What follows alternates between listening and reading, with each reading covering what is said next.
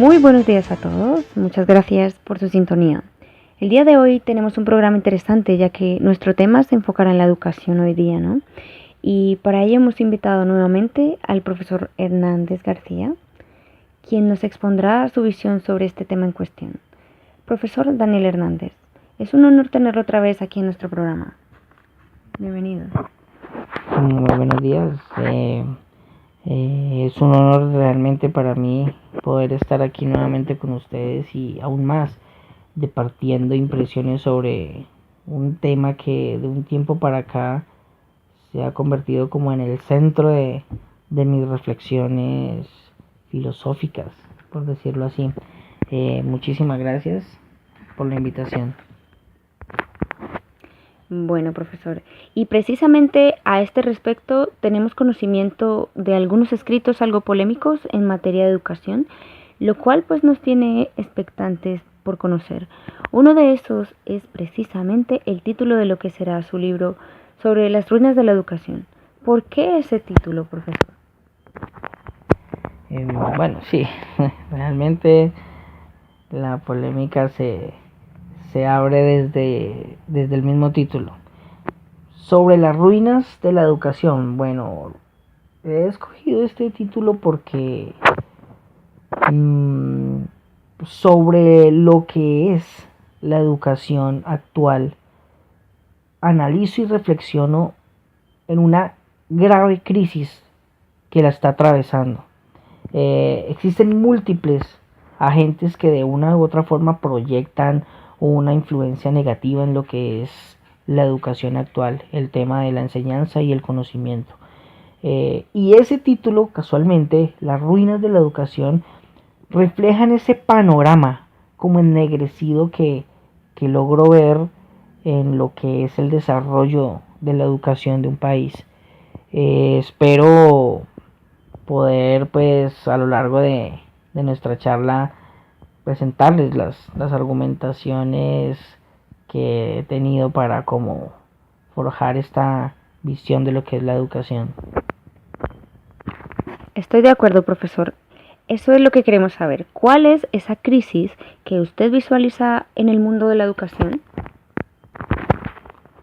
Bueno, a ver, no es hablar de una crisis, sino es como hablar de una serie de crisis que sobre la educación se proyecta. Pero quiero referirme a dos agentes que considero de vital importancia en este perímetro de una crisis educativa. El primero parte de un orden externo a lo que es la academia en sí, ¿no? Y tiene que ver con lo que es la dirección educativa. Considero que lo que es la gobernación educativa actual representa un verdadero problema. Problema que parece ser ignorado ignorantemente por los gobiernos de turno que tenemos. Nótese usted cómo hoy día el director de la educación nacional, hacemos referencia al ministro, es alguien completamente ajeno a la educación misma. En lugar de perfilarse para este puesto un pedagogo, un filósofo, un educador, un filósofo de la educación, ¿sí? Alguien con filosofía docente y pedagógica en su mente, son negociantes. Vemos a empresarios, políticos ruines que aparte de corrupción es nada lo que pueden saber y mucho menos lo que le pueden aportar a la educación de un país. En la gobernación educativa debe estar el filósofo de la educación. Eso creo que es como una inferencia muy platónica, ¿sí?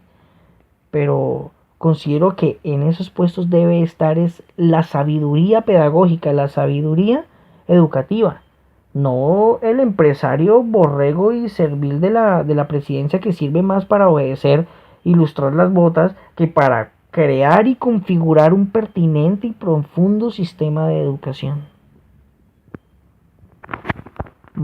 Y el siguiente, que realmente creo que es el más importante en cuanto a lo que ha sido el centro de mis análisis, ¿no? Tiene que ver con lo que es el caso de la docencia. pienso al respecto que el docente actual ya no es aquella figura kantiana del conocimiento, ni mucho menos esa representación clásica del maestro griego de antaño, ¿no? Con el pasar del tiempo y tal vez a raíz de las fuertes incidencias socioculturales que se proyectan sobre estos tiempos modernos, ¿sí? En especial esa influencia que todo lo convirtió en mercancía para la compraventa a favor de los capitales, ¿sí? Ha ocasionado que el maestro se haya desvirtuado y deformado por completo hasta resumirse tal cual como lo vemos hoy, un sujeto meramente locutor del saber. Nótese usted, lo que quiero es decir cómo la figura de ese maestro de antaño ha venido a través de la historia resumiéndose a algo que es para mí, y puede ser duro decirlo, una deformación de ese ideal de maestro. Es un ente que media un traspaso de información sin la mínima intervención de su subjetividad constructora de la razón. Este docente lo asemejo más a un locutor del saber, ¿sí? Ese ente labrador a sueldo que reina hoy en los recintos de la academia, pienso que asesina por completo lo que es el conocimiento. Para mí el conocimiento y la academia actual han muerto por la acción de estos criminales del saber. No le dotan a la configuración conceptual el mínimo de respiro en el desarrollo de pertinencias y sentidos en el enseñar. Toda aquella ingente y diaria actividad académica es un vacío profundo en materia de pensamiento, si lo analizamos a fondo. Y creo fehacientemente que es por ese ejemplo de nulidad misma del intelecto docente.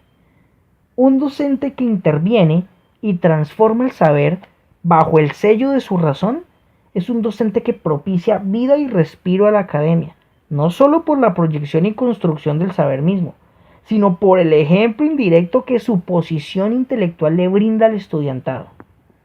Un creador de saberes, un maestro del pensamiento de su ciencia, es un ente que dicta un ejemplo directo de construcción conceptual, algo totalmente admirable en quienes tienen el honor de escucharle, ¿no?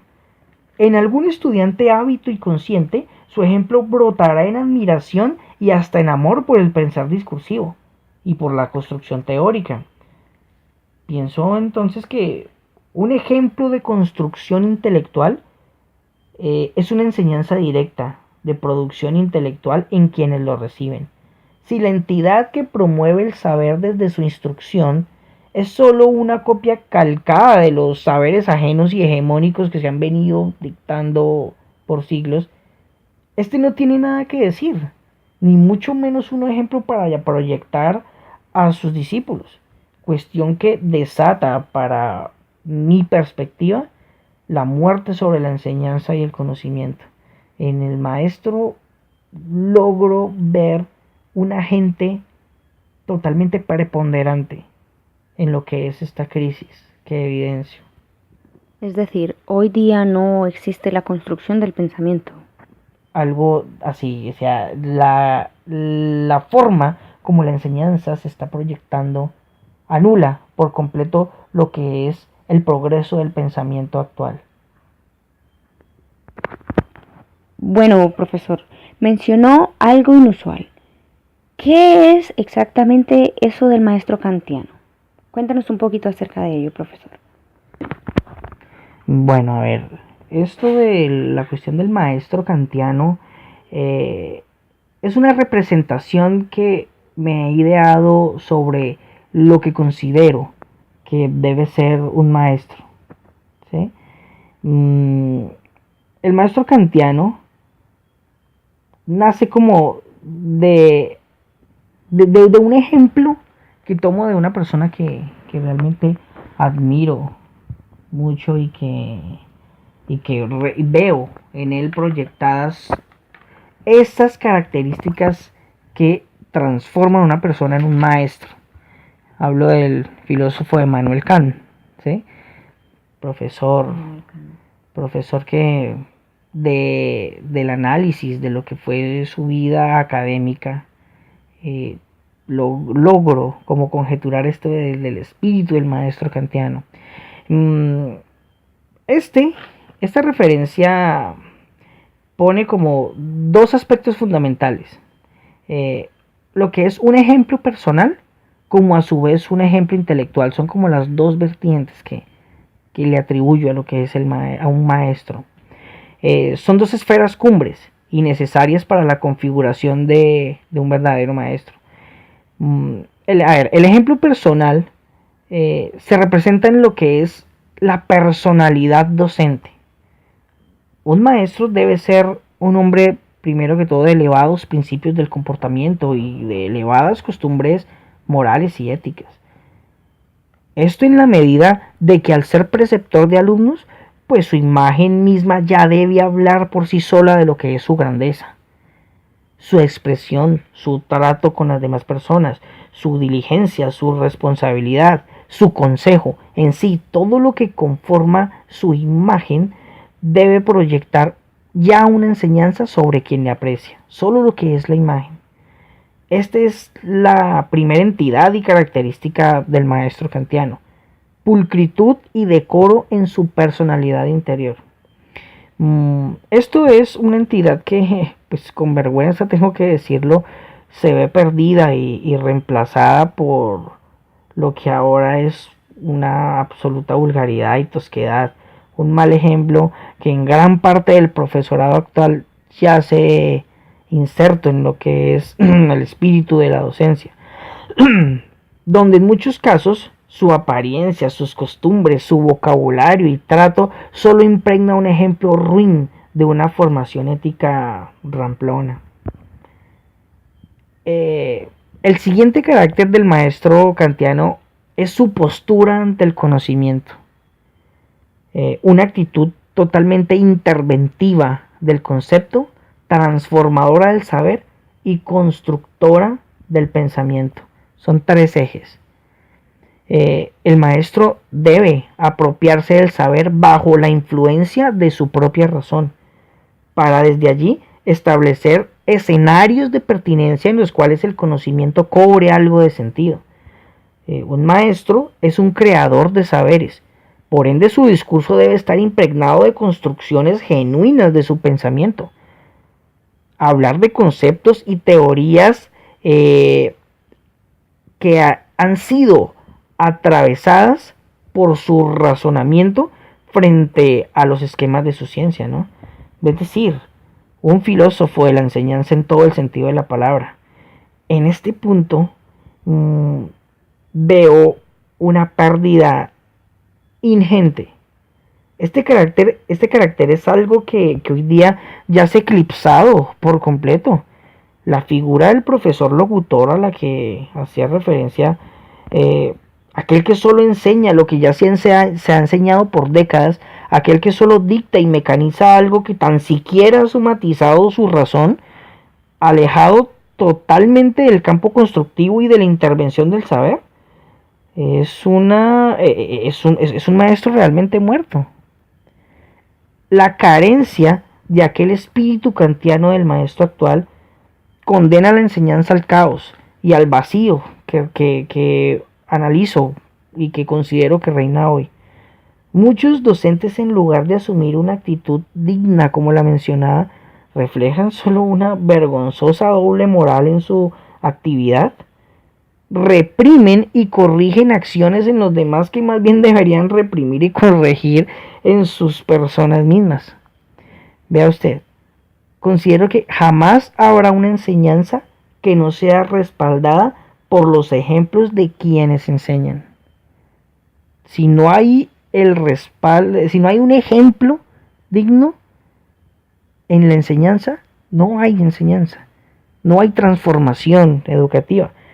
El maestro kantiano debe regresar a la academia para que ésta vuelva a cobrar vida, respeto y decoro.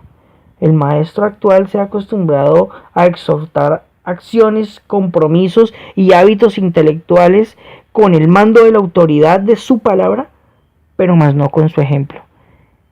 Entonces, allí es donde digo, ese espíritu kantiano, con esas dos propiedades, debe apoderarse y adueñarse nuevamente de lo que es el espíritu actual del docente, para que de esta medida empiece a haber una transformación hacia lo que es la formación humana y hacia lo que es la formación del pensamiento.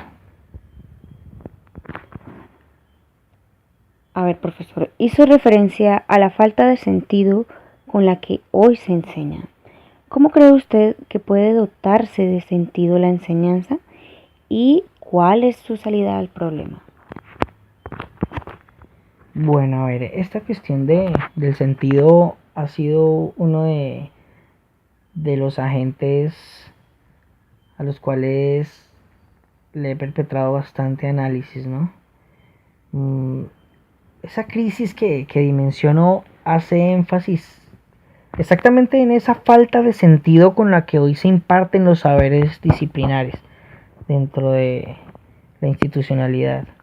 Mire, por ejemplo, cuando se le indaga al estudiante por el sentido y valor que posee para sí el conocimiento que a diario aprende, en su mayoría manifiesta nulidad. ¿De dónde digo esto? Hemos realizado algunas encuestas sobre el valor y el sentido de lo que se aprende, tanto en el colegio como en la universidad misma. Y los índices son alarmantes. No existe los estudiantes no reconocen realmente un sentido y un valor de lo que aprenden para su vida misma. Pienso al respecto que el aprendizaje presenta el menor sentido precisamente porque la enseñanza se imparte con el mínimo de sentido. El sentido dejó de tener valor en la medida de que en la enseñanza se adoctrinó la memorización vacía de los conceptos, alejando de esta manera progresivamente el rol del pensamiento del estudiante en la construcción misma del conocimiento. Ya los saberes no se piensan, se calcan y memorizan al son de nada. Entonces, pues, al respecto del sentido, pienso que una forma de devolver este valor y este sentido perdido es que el maestro se tome el trabajo de pensar nuevamente sus disciplinas, ¿sí? En relación con el grado de pertinencia que poseen los acervos conceptuales que la configuran. Es decir, ¿qué pertinencia poseen los saberes en el desarrollo del pensamiento del estudiante y en su manera de representar el mundo? He aquí el gran dilema. Hoy los conocimientos que se imparten no impregnan la mínima proyección que despierte el interés del estudiantado por el concepto. Bueno, profesor, ¿y considera sencillo dotar de sentido la enseñanza? Imagino que no es tan fácil. Bueno, no, no en absoluto realmente.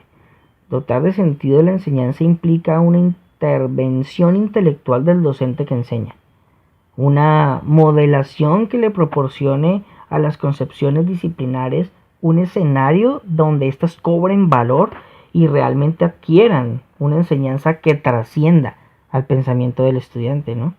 Ahora, ¿por qué creo que es algo difícil? Hoy día, como lo he mencionado, se apodera de la academia ese maestro locutor. Ya el docente se asemeja más a un locutor que transmite conceptos a pie de página de cualquier otra fuente ajena por completo a su pensamiento y razonamiento. Ya como lo dije, ese maestro kantiano que interviene, modela, configura y produce el saber está en las remotas estancias del olvido. Entonces, la pertinencia conceptual implica no solo una somatización profunda del saber, sino la modelación de escenarios propicios para que éste se proyecte con sentidos significativos. Ahora, notes entonces lo siguiente: si el espíritu de la docencia actual es la locución memorística del saber, pues entonces no existe una entidad que empiece a remodelar las características de la enseñanza como tal, ¿no? Por esta razón, siento que el pensamiento desde las instancias educativas está condenado. Está condenado porque no hay pensamiento proyectado sobre las teorías disciplinares que se proyectan al estudiantado. Por eso realmente es algo complicado. Dotar de sentidos es sentarse usted con su ciencia a modelar escenarios donde éstes cobren valor. Y eso realmente solo está entroncado en el espíritu de un maestro que ame su profesión, un maestro kantiano. De lo contrario, lo que veremos es una retransmisión vacía de lo mismo. No hay transformación. Que tenga vocación. De acuerdo. Entonces, ¿considera que existen conceptos o saberes impertinentes en el aprendizaje? Bueno, no, a ver, realmente no quiero decir que esto sea así, que existan como conceptos impertinentes, no creo ello. Considero más bien que existen maneras impertinentes e infructuosas de transmitir el conocimiento. Más bien es eso, ¿no? Son maneras que no propician el mínimo alimento para el desarrollo intelectual de un saber en el estudiante, y mucho menos para la proyección de su pensamiento. Por el contrario, pienso que todo conocimiento puede ser una herramienta vital y valiosa para que el estudiante pueda proyectar sentidos profundos en su manera de asimilarlos y aplicarlos. Solo que se requieren de maneras inteligentes de modelar situaciones propicias donde estos puedan dar evidencias de sentido y pertinencia. Es eso. Todo conocimiento es sumamente valioso. O sea, todo concepto es sumamente valioso, pero si es enfocado en un escenario que le transmita o le recobre sentidos. Eso es más bien lo que considero. ¿Y qué ejemplo podría darnos de esa propuesta a la que hace referencia? Bueno, a ver, hace poco colaboré en la dirección de una monografía de grado referente precisamente a la enseñanza de las matemáticas en la educación media. Bueno, aprovecho el espacio para darle un saludo a las estudiantes con las que hicimos ese trabajo. Y llegamos a la siguiente referencia. Los análisis que allí se elaboraron nos llevaron a indicios nefastos de la incidencia que poseen las matemáticas en el aprendizaje significativo de la misma, ¿no? Día a día, los estudiantes memorizan cálculos operativos, pero no aprenden matemáticas. Esto debido a que el verdadero aprendizaje asume una intervención de lo aprendido en la manera de comprender el mundo y su naturaleza, ¿no? Incidencia que a raíz de la memorización sin sentido no existe por ningún lado. Ahora, una conclusión especial a la que nos llevó este trabajo fue precisamente la modelación de un escenario. Es decir, reconocemos la historia como uno de esos escenarios que brindan sentido y pertinencia al contexto de los saberes aritméticos. Al reconocer las matemáticas como una necesidad social de intervenir la vida misma, se establece una relación cultural de matemática-sociedad, entidades absolutamente dependientes en relación con evidenciar y propiciar sentidos y pertinencias en el aprendizaje. Entonces, a ver, ese trabajo nos concluyó que las necesidades históricas han sido objeto de solución matemática de una u otra forma. Hacen ver a la ciencia de la numeración como un agente inherente y vital del desarrollo de las civilizaciones. Aquí es muy importante lo que se está enunciando. La historia brinda un porqué de la configuración del saber matemático, cosa que llena de valioso escenario el marco de la enseñanza numérica. Hoy esta enseñanza está desprovista totalmente de la enseñanza de la historicidad misma de las culturas, ¿no? La matemática se resume a un abstracto numérico que fuera del mismo nada le dice al individuo sobre la vida, sobre el mundo, cayendo en esa real crisis de la significancia. La historicidad de los hechos culturales relaciona las matemáticas con la sociedad hasta el punto de hacerlas totalmente independientes en el marco de propiciar escenarios que brinden sentido y pertinencia al abstracto teórico en relación con el uso del pensamiento. Bueno, pues felicidades por tan excelente trabajo realizado, ¿no?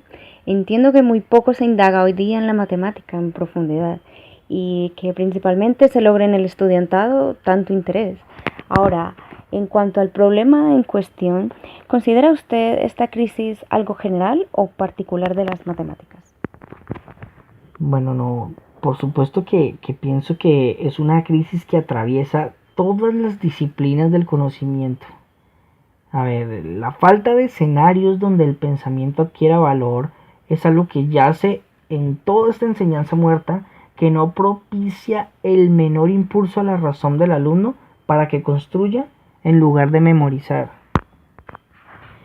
Por ejemplo, al juzgar por los resultados de la academia en relación con el saber disciplinar, uno evidencia que la fundamentación teórica se traza a objetivos de reconocimiento más que de producción y acción misma. A ver, quiero decir, vea usted la literatura. El trabajo literario institucional asume una posición receptiva de la forma literaria, pues la cual está bien, pero no llega al alcance de impulsar en el mundo académico la aparición de escritores, de literatos. ¿Me comprende lo que quiero decir? Vale, entiendo. La historia. La historia se asume, sí, la historia se asume y se enseña como un reconocimiento de fechas, de nombres, de periodos históricos, en muchos casos hasta erróneos, desconociendo más bien los objetivos que de la historia se deben fundamentar. La historia como el encontrar las fuerzas que conducen a las causas de las acciones que estructuramos como acontecimientos históricos y forjar posición ante ellos. Es decir, que el estudio de la historia transforme al estudiante en historiador mismo. Es lo que hago referencia acá. La filosofía hoy día es un estudio muerto de la estructura histórica del saber filosófico. O sea, hoy se estudia filosofía, mas no se piensa en filosofía, algo totalmente distinto. Todo esto se resume en el hecho de sostener una enseñanza receptiva y memorística en lugar de potenciar una enseñanza que propicie espíritu científico e intelectual de producción mental, de producción del pensamiento. Ahora, quiero dejar claro algo aquí. No se está atacando, como lo expliqué antes, el abstracto conceptual, ¿no? Que es valioso para la enseñanza. Solo se pretende dar una crítica a la manera metodológica con que ésta se asume y se proyecta al estudiante. Tenemos en todos los niveles una educación receptiva y reproductiva, mas no una educación propositiva y constructora del saber y del pensamiento. Mira, miremos en los perímetros de la religión misma. En muchos casos, por no decirlo en todos, ¿no? La enseñanza de la religión se manifiesta más como adoctrinamientos que como ejemplos, que infundan una mayor incidencia en el interior humano. La religión no debería enfocarse en aprender de memoria oraciones, textos bíblicos, nombres de santos, fechas, etc. Esta debería de pronto enfocarse a resaltar como ejemplos de vida e intelecto aquellos individuos de inmensa virtud y espiritualidad, para que a través de la admiración por sus caracteres, o sea, por sus personalidades, estos se transformen en ejemplos a seguir de una enseñanza viva. La historia de la religión no solo posee grandes seres de espíritu, sino a su vez grandes sabios e intelectuales que bien pueden reemplazar esa enseñanza soporífera del dictado y la memoria por un ejemplo vital de espíritu e ingenio humano que brinde una enseñanza apasionante y de ejemplo a imitar. Entonces vea usted que ningún saber académico escapa al marco de nuestra reflexión, ¿no? Si la religión se manifiesta no como dogma ni adoctrinamiento, sino como ejemplos de valía personal, pues esto influiría mucho más en los estudiantes hasta el punto de lograr hasta adepciones mismas. Bueno, profesor, retomando el tema de la matemática, deseo hacerle una pregunta que por mucho tiempo me he hecho. ¿Por qué considera que las matemáticas son llamadas el coco del aprendiz? Se le dificulta, no le gusta, la detesta e incluso hasta le temen. ¿Por qué? Bueno, esta cuestión pienso que está muy inmersa dentro de los epicentros de nuestro análisis, ¿no? A ver, ha existido desde hace mucho tiempo dentro de la academia como esa imagen cultural de las matemáticas como algo funesto, engorroso y difícil, ¿no? Ha sido considerada así hasta el punto de que las personas ya se lo creen y se asumen a sí mismos como malos y hasta perversos para las matemáticas, tanto que se alejan profesionalmente de todo lo que les asome matemáticas por cualquier posición. Ahora, Números y demás. sí, todo esto deviene de que, a ver, esta situación cultural de la institucionalidad académica, ¿sí? Pienso que reposa no en falencias mentales, no son vacíos ni limitaciones innatas de la persona para aprender matemáticas, ¿no? Para mí reposa de nuevo la culpa en esa forma abstractomecánica con la que éstas se imparten. Las matemáticas, sí, las matemáticas no se manifiestan desde un escenario que presente sentido, como lo dijimos antes, ¿no? Que presente pertinencia, pensamiento y gusto por la forma como éstas se enseñan. O sea, esta manera como se enseñan no captura atención. Y si la enseñanza no motiva atención alguna, si no propicia gusto por el menor, en el menor sentido, ni disposición, pues las matemáticas tienden al caos, ¿no? Las matemáticas deben manifestarse desde escenarios que cautiven atenciones y gustos, para que éstas vuelvan a gozar de una pasión por estudiarse.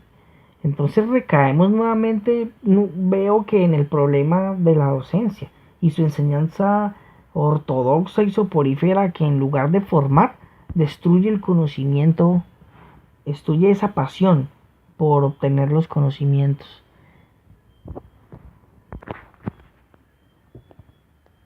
Profesor, ¿cree usted que esta crisis de la enseñanza influye en la sociedad que hoy tenemos?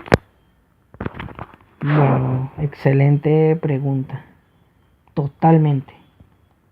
Creo personalmente que al no reconocer sentidos el alumnado en la enseñanza disciplinar, estos progresivamente se acostumbran más a estudiar para memorizar y para pasar sus ciclos académicos que para convertirse en agentes que transformen el mundo. La muestra está en esta innumerable cantidad de profesionales mediocres que, aunque tengan cartón, no poseen en su espíritu y en su mente las menores proyecciones que mejoren las sociedades. Esos jóvenes que en los colegios afirman que estudian para pasar, son los mismos que de profesionales afirman que trabajan para cobrar. Es lo mismo. La mezquindad del profesional actual, su mediocridad y vacío moral para asumir su rol transformativo en la sociedad, es algo que se alimenta desde la enseñanza misma, si usted lo quiere ver. Si desde el colegio el conocimiento no es nada importante para la vida, más que para el aprobar una nota de papel, así lo será en el término de toda una carrera profesional y así lo será en el término de una vida laboral. Bastante cierto. Podríamos aseverar que este reflejo del caos en la enseñanza y en la educación es el reflejo del caos social que padecen nuestras sociedades.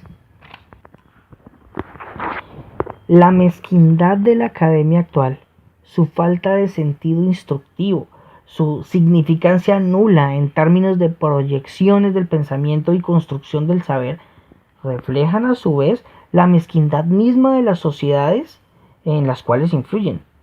Una academia usada como trampolín social hacia el dinero, hacia el fin único de la posición social y a la vida material, debilita los valores y principios profesionales que exactamente ésta se debe encargar de inculcar en el espíritu humano.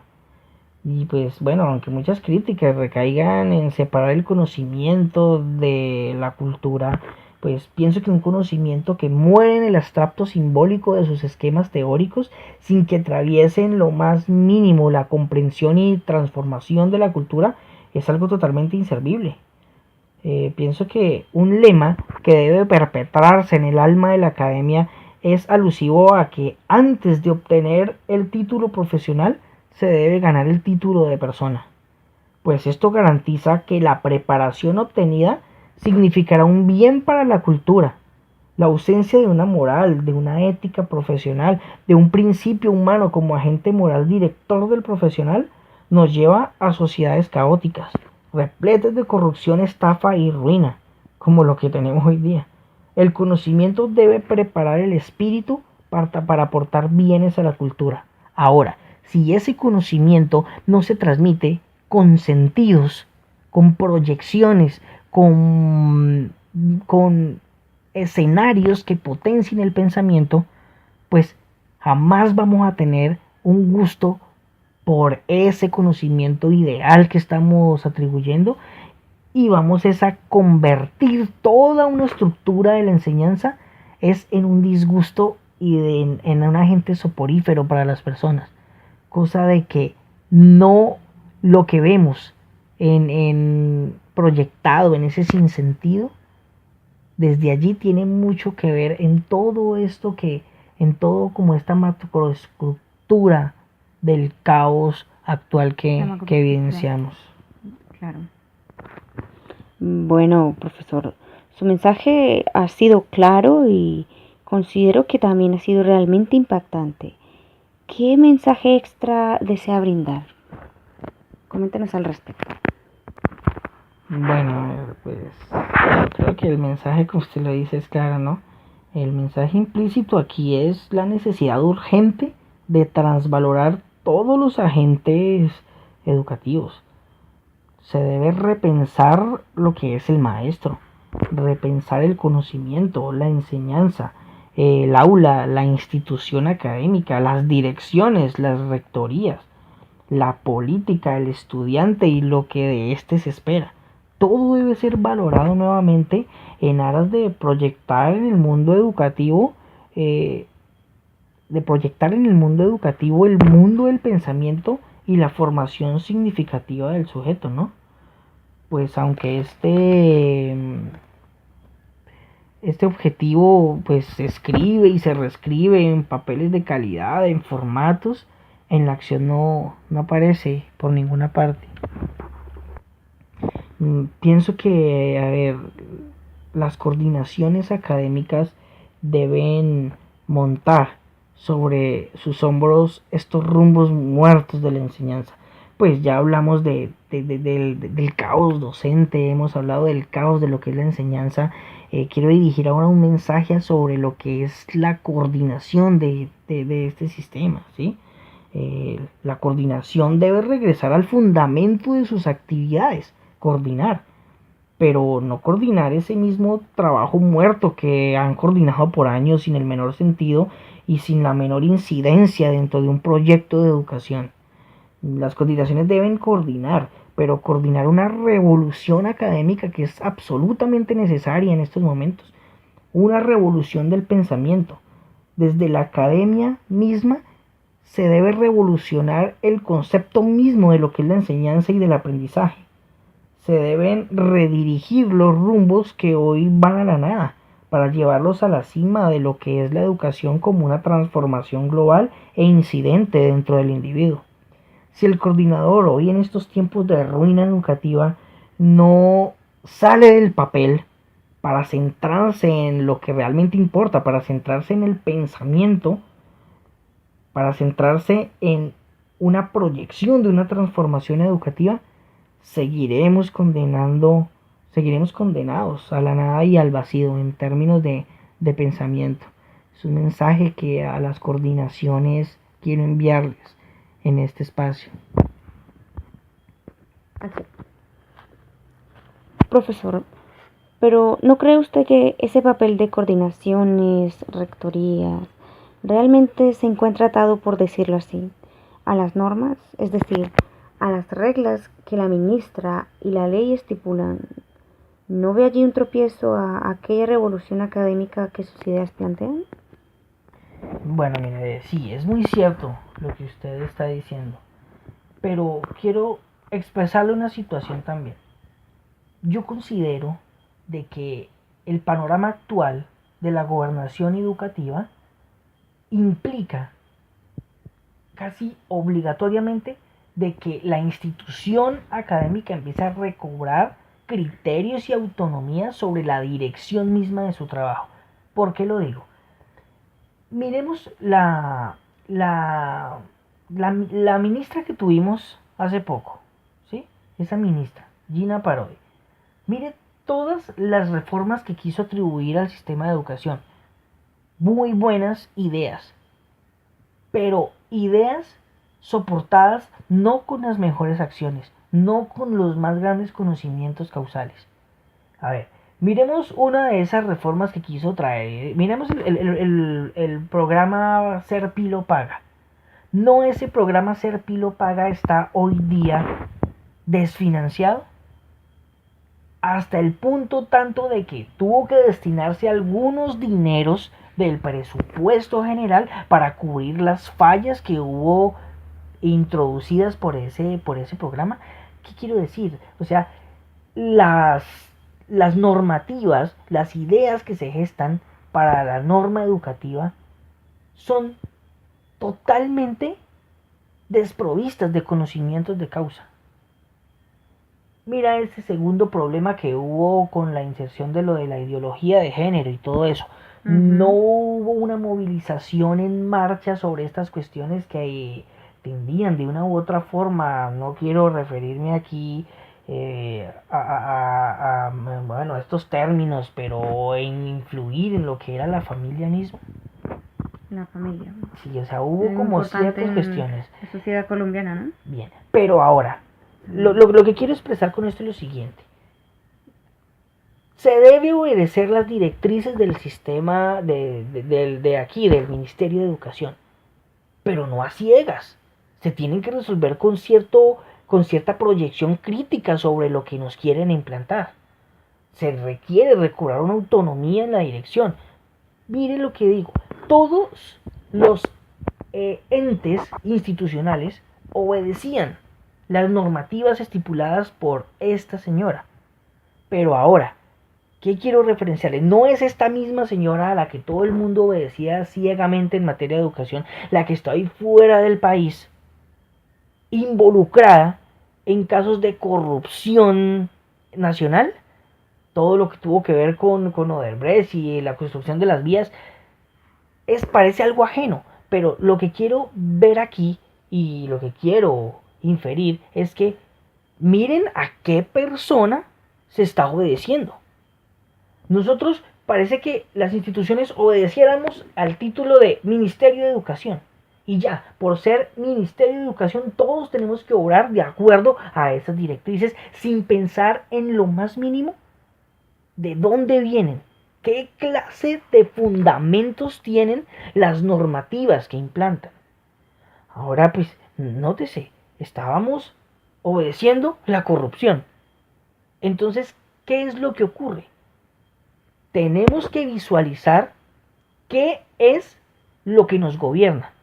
Y en esto creo que las instituciones educativas tienen que forjar posición crítica sobre lo que las intenta regular. Si esto no ocurre, seguiremos obedeciendo a X o Y persona y obedeciendo la voluntad que sobre ella quiera proyectar sobre la educación y sin decir absolutamente nada. Se requiere por completo de que volvamos a recobrar autonomía institucional en estos tiempos de corrupción degradante que estamos viviendo en todos los ámbitos de la política. Debe volver la academia a repensar directrices y hacer crítica en cuanto a lo que nos está gobernando. Si eso no ocurre, si no es la academia la que sienta posición sobre toda esta clase de degenerados que vienen a regir y a implantar normas totalmente nefastas en contra de lo que es un proyecto educativo, pues estamos arruinados. No va a haber absolutamente un proyecto educativo que influya en un desarrollo de nuestra nación. Necesitamos autonomía, necesitamos control desde la institucionalidad misma para poner frente a toda esta serie de personajes nefandos, vuelvo a decirlo, que gobiernan nuestra educación. Bueno, profesor, pues muchas gracias por su tiempo y por este mensaje que no solo nos ha construido, sino a su vez clarificado en el por qué se nombra el título de su libro, ¿no? Como siempre, un honor y espero tenerlo nuevamente aquí en una próxima emisión. Bueno, no les agradezco a ustedes la oportunidad y el espacio que me han dado para dar este mensaje urgente, le digo así, al mundo de la academia. Muchísimas gracias por la invitación y espero nuevamente estar con ustedes debatiendo sobre estos temas. Es una buena instrucción. Estos temas tan pertinentes. Muchísimas gracias. A usted, profesor. Hasta luego.